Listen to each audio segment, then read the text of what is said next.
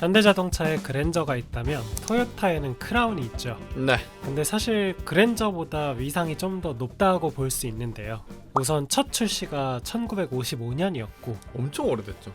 이번에 나온 차가 16세대 무려 16세대 모델입니다. 그런 토요타 크라운이 한국에 들어온다고 합니다. 네. 언제부터 팔린다고요? 공식 런칭은 6월 5일로 예정되어 있습니다. 네, 그래서 국내 사양이 공개가 돼서 옵션이나 이런 것들도 다 나왔거든요. 상품성이 어떤지 함께 확인해 보시죠.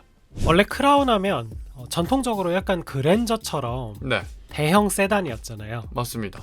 이제는 아닙니다. 지난번에 아키오 사장이 나와서 프레젠테이션 할 때 보면요, 총 4가지 모델로 나왔어요. 크라운 크로스오버, 크라운 스포츠, 그리고 크라운 세단, 크라운 에스테이트 이렇게 나왔는데 주력이 세단일 줄 알았더니 크로스오버가 주력이라고 합니다.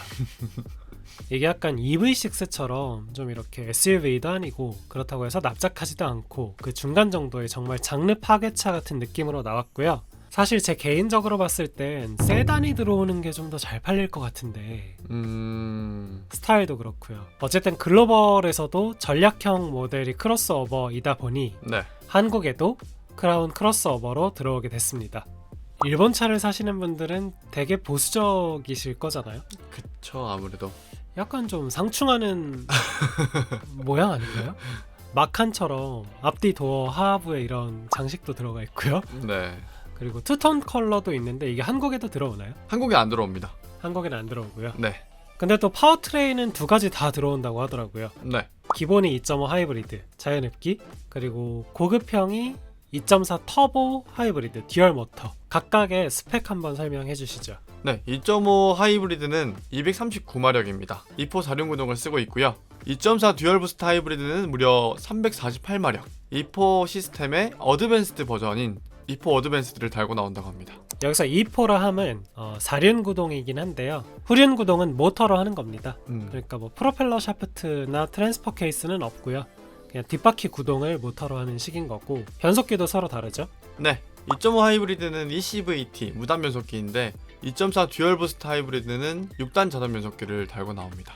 그래서 가격이 각각 얼마죠? 2.5 하이브리드가 5,500만원에서 5,700만원, 그리고 2.4 듀얼 부스트 하이브리드가 6,500에서 6,700만원으로 예정되어 있습니다.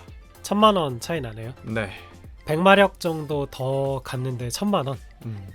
별로 선택 안 할 것 같은데. 네. 이게 연비가 2.5 모델 기준으로 리터당 17km가 넘게 나왔더라고요. 17kg요? 네, 근데 사실 뭐 그 수치 자체도 놀라운데 더 놀라운 건 휠이 21인치입니다. 무려. 하이브리드에서 큰 휠 쓰면 발진할 때 부하가 많이 걸리다 보니까 엔진이 결국 개입하게 되고, 네. 그래서 연비 하락이 커지기 마련인데 21인치나 되는 큰 휠을 쓰고도 이런 좋은 연비를 구현했다는 게 놀랍긴 하죠. 미쳤네요 진짜. 제가 알기로는 그러니까 크라운의 크로스오버나 크라운의 스포츠는 DRS가 들어가는 걸로 알고 있단 말이에요, 기본으로. 마치 그냥 하이브리드에 모터가 당연히 들어가는 것처럼. 네네네. 네. 근데 지금 한국 자료에는, 한국 스펙 시트에는 나와 있진 않더라고요. 아무튼 2.5리터 모델하고 2.4 터보하고 1000만원 차이가 벌어지는데 장비 면에서도 좀 차이가 보이고요. 네. 그걸 알아보기 전에 2.5리터 자연흡기, 그러니까 기본차죠. 기본차의 사양이 어떻게 나왔는지, 옵션이 어떻게 나왔는지 한번 설명해 주시죠. 네. 우선 쿼드빔 LED 헤드램프가 기본입니다. 그러니까 원래 크라운의 기본차에는 마치 우리나라 회사들 옵션질 하는 것처럼 이 쿼드빔 LED가 아니죠. 그냥 못생긴, 이 사진 넣어드릴게요. 이렇게 들어가는데 국내 사양에는 쿼드빔 LED가 기본으로 2.5부터 그냥 기본으로 들어가 있습니다. 여기에 마주오는 차량의 빛을 감지해서 자동으로 상향등을 조정하는 어댑티브 하이빔 시스템 기능을 갖췄고요. 파노라마 선루프도 있습니다. 근데 유출된 사양표에 따르면 픽스드라고 적혀 있는데 이게 안 열리는 건가요? 네, 유리천장인가봐요. 그리고 여러분들이 정말 선호하시는 통풍 시트, 앞좌석에 2개 달립니다. 전자석 열선도 있고요. 운전대 열선도 있어서 겨울에 손따 가능합니다. 전동 시트도 앞자리에 2개 기본이더라고요. 네. 가죽 시트 당연히 기본이죠. 네, 천연 가죽 시트로 들어갑니다. 이번 모델은 모르겠는데 그 15세대 모델 같은 경우는 가죽 시트도 옵션이었거든요. 근데 어쨌든 국내 사양은 가죽 시트도 기본이라는 거. 대형 모니터 전자 계기판도 기본이죠. 네. 뭐 내비도 있고 모터 에어컨도 있고요. 그리고 전동식 주차 브레이크 오토홀드도 달립니다. 전동 트렁크에 대한 언급이 없지만 전동 트렁크도 제가 알기로는 아마 그냥 크로스오버엔 들어가는 걸로 알고 있고요. 그리고 여러분들 좋아하시는 스마트 센스, 토요타에서는 TSS라고 부르는데요. TSS도 기본으로 달려 있습니다. 사각지대 감지 모니터와 후측방 제동 보조 시스템도 기본화돼 있고요. 그래서 능동안전 기술이나 한국 소비자들이 선호하는 예를 들면 후석 열선, 통풍 시트, 운전대 열선 같은 것들도 빠짐없이 달려있는 모습이고요. 네. 굳이 조금 열쇠를 꼽자면 커튼 종류가 없는 거, 아예 없습니다. 네, 그리고 후석 관련 공조 장치가 별도로 3존으로 들어가진 않는다는 거, 후석에 통풍도 없고요. 이급에서는 좀 원하시는 분들 있죠. 네. 그러면 이게 2.4 터보로 올라가면, 즉 1000만원을 더 내면 100마력을 더 주고 또 추가적으로 주어지는 장비는 어떤 게 있을까요? 가장 핵심으로 꼽을 만한 게 가변 제어 서스펜션 AVS가 2.4 듀얼 부스트 하이브리드에 달립니다. 가변 제어 서스펜션이라고 하는 건요, 승차감을 좋게 하는 모드로 가거나 아니면 좀 코너링에 유리한 탄탄한 모드로 가거나 이런 걸 설정할 수 있다는 겁니다. 그리고 앞서서 앞좌석 전동 시트가 기본이라고 말씀드렸었는데요. 근데 메모리 기능은 빠져 있습니다. 이게 2.4 듀얼 부스트 하이브리드에만 들어가고 차 문 열면 시트가 뒤로 스르륵 빠지는 그 이지 액세스 기능도 2.4 듀얼 부스트 하이브리드에만 달립니다. 이 밖에 기본 스피커가 6개짜리인데요. 2.4 듀얼 부스트 하이브리드는 11개짜리 JBL 스피커로 바뀌고 여러분들이 정말 좋아하시는 헤드업 디스플레이도 있고요. 자동 주차 기능도 이때부터 달립니다. 제가 봤을 때 네. 메모리 시트 말고는 옵션 면에서 기본차가 크게 딸린다고 보긴 어려울 것 같은데요. 뭐 스피커도 뭐 네, 그쵸. 스피커 옵션 좀 중요시 하시는 분들이라면 서운할 수 있겠지만 그렇다고. 크게 뭐 될 만한 건 아니죠. 그리고 이게 차 특성이 또 하이브리드잖아요. 네. 그래서 2.4 터보 하이브리드, 즉 고급차 사양은 고사양 차는 거의 안 팔리지 않을까 하는 생각이 듭니다. 그래서 어쨌든 제가 봤을 때 주력은 2.5 하이브리드인 것 같은데 가격 레인지가 5,500에서 5,700이잖아요. 네. 이거 사실 뭐 토요타가 내구성이 좋다고는 하지만 그렇다 해도 한국에서는 또 그랜저가 막강하잖아요. 막강하죠. 그랜저랑 짤막하게 비교도 해주셨다고요. 우선 차체 크기에서는 그랜저보다 약간 짤막하고 폭도 좁습니다. 그런데 크로스오버 모델답게 차체 높이는 살짝 높고요. 파워트레인 출력은 비슷합니다. 그랜저 시스템 최고 출력이 230마력이기 때문에.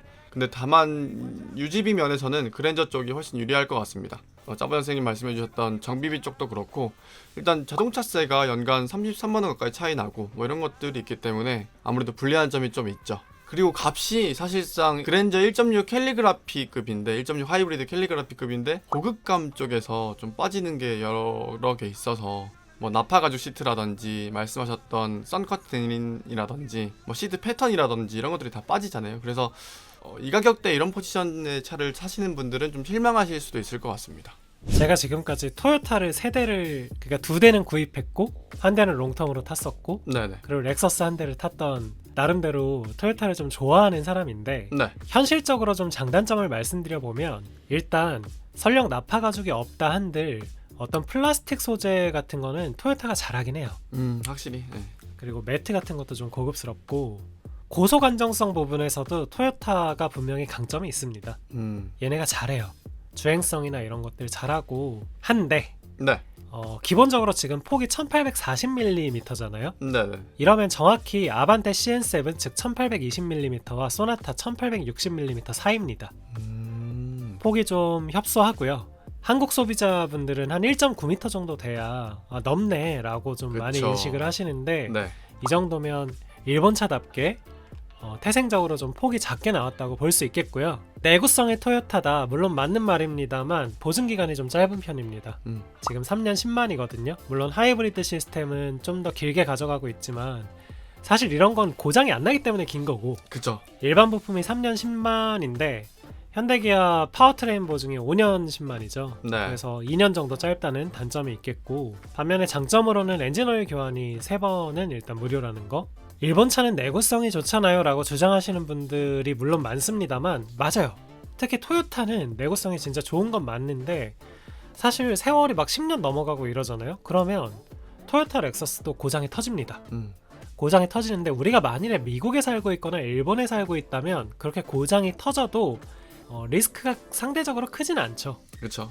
하지만 한국에서는 토요타나 렉서스를 고치는데 돈이 만만치 않게 듭니다. 제가 4대 타봤기 때문에 말씀드릴 수 있어요.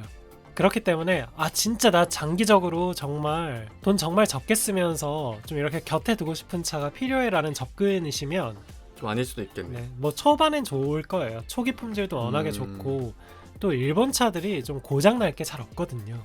복잡한 전자장비도 좀 없는 편이고 퍼포먼스적인 접근보다는 좀 안정 위주로 가는 편이기 때문에 오래가는 뭐 이런. 네. 네.